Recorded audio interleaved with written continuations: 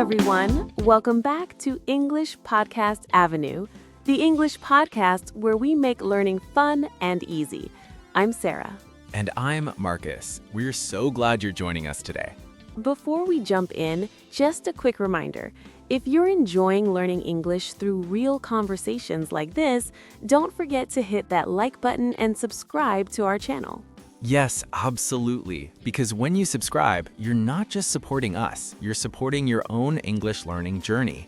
Today's podcast is actually a little special.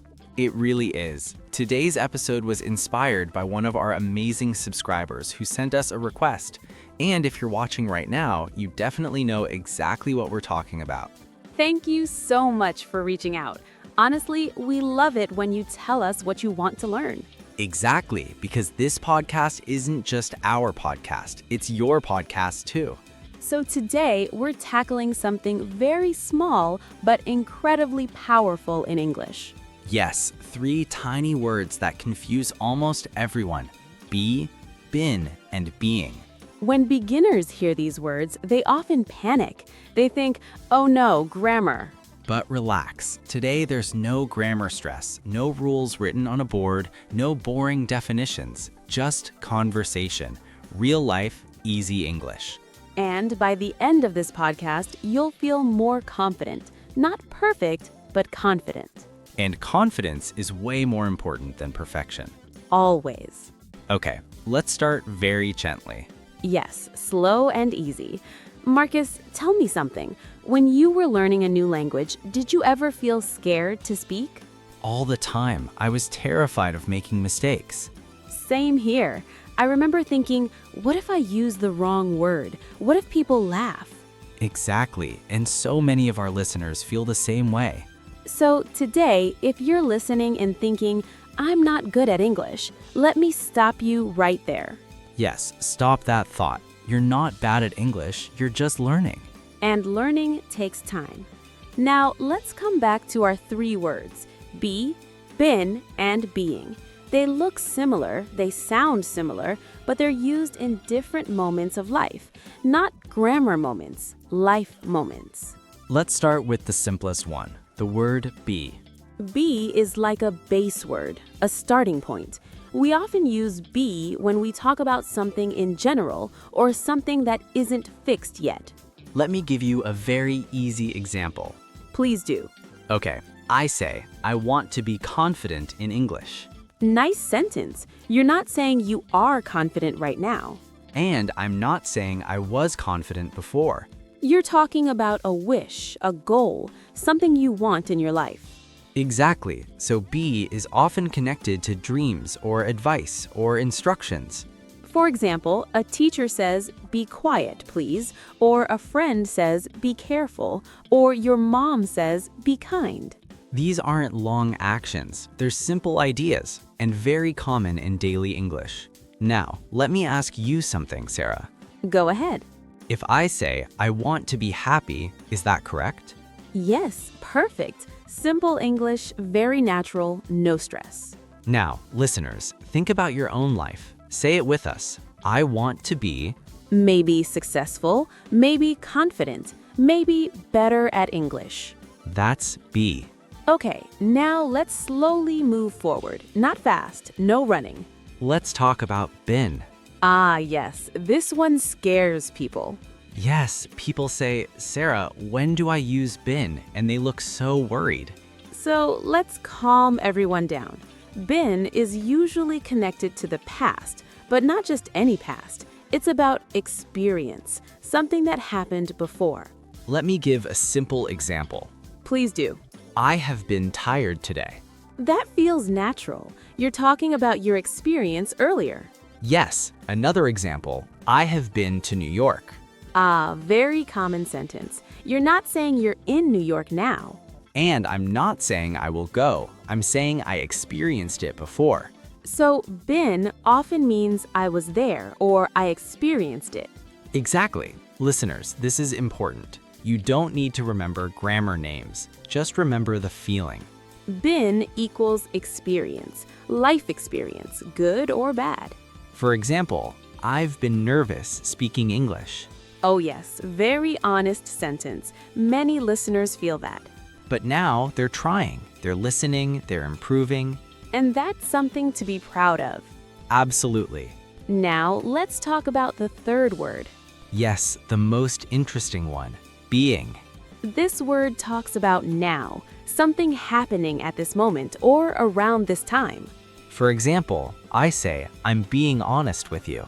That means right now, in this moment. Another example, the child is being very quiet today. That means today, not always, but today, yes. So being is temporary. Yes, it can change like moods or situations. Let's compare. Okay, I say, he is quiet. That sounds like a personality. but he's being quiet, that sounds like right now. Exactly. See? No heavy grammar, just feeling. Now, let's slow down again. Yes. Be, dream, advice, idea. Been, experience, past.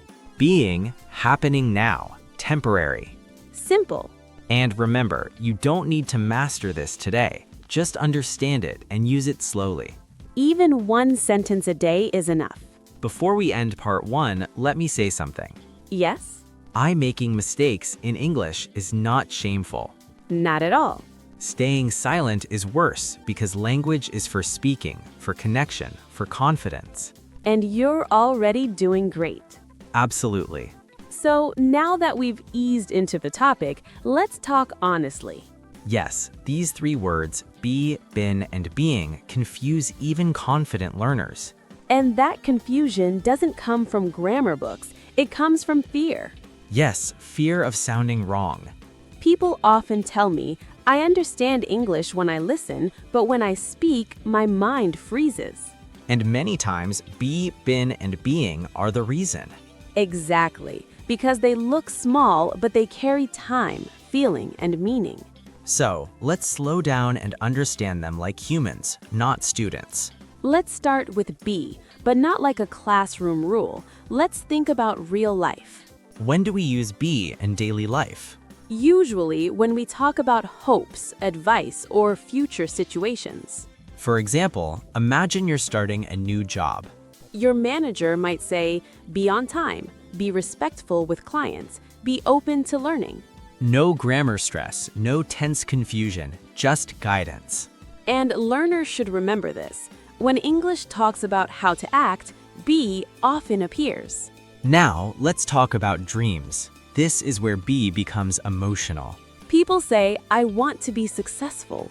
I want to be confident. I want to be fluent in English. These sentences are not about now, they're about becoming. Exactly. Be connects who you are now to who you want to be. And that's powerful for learners because language learning is a journey. So when someone says, I want to be better at speaking, that sentence already shows hope. Now, let's move to been. This word carries experience. Yes, been tells a story about time. But learners get confused because been never stands alone. It always comes with have or has. Let's connect it to real life. Think about how people talk about their day. Someone might say, I've been busy today. This doesn't mean they're busy forever. It means the day started, things happened, and the effect continues until now. Now, think about emotions. I've been stressed lately. I've been feeling tired. I've been worried about my future. These sentences are very human. They show duration. Not a moment, not 1 second, but a period of time. Another very common use of been is experience. For example, I've been to New York, or I've been to that restaurant before. This tells us something important. You went, you experienced it, and now that experience lives with you. You're not saying when exactly because it's not important. What matters is the experience itself. This is why been is often used in conversations about life stories. Now, let's talk about being. This one is special. Yes, because being often talks about behavior, and behavior can change. That's the key word, change. Imagine a real-life conversation. A friend says to you, "You're being very quiet today." That means today is different from usual. Yes, temporary. Exactly. Being shows something happening now or around now. This word appears a lot in relationships. Yes, people say you're being rude, you're being kind, you're being too hard on yourself. Notice how emotional these sentences are. Because they're not labeling a person forever, they're talking about a moment. And that's important. It makes communication softer. Saying you are rude sounds permanent. But saying you're being rude leaves space for change. Now, let's put be and being together in one life story. Imagine someone learning English. They might say, I want to be fluent. That's be, a goal. Then they say, I've been practicing every day. That's been, effort over time. And finally, I'm being more confident when I speak now. That's being, change happening now. See how that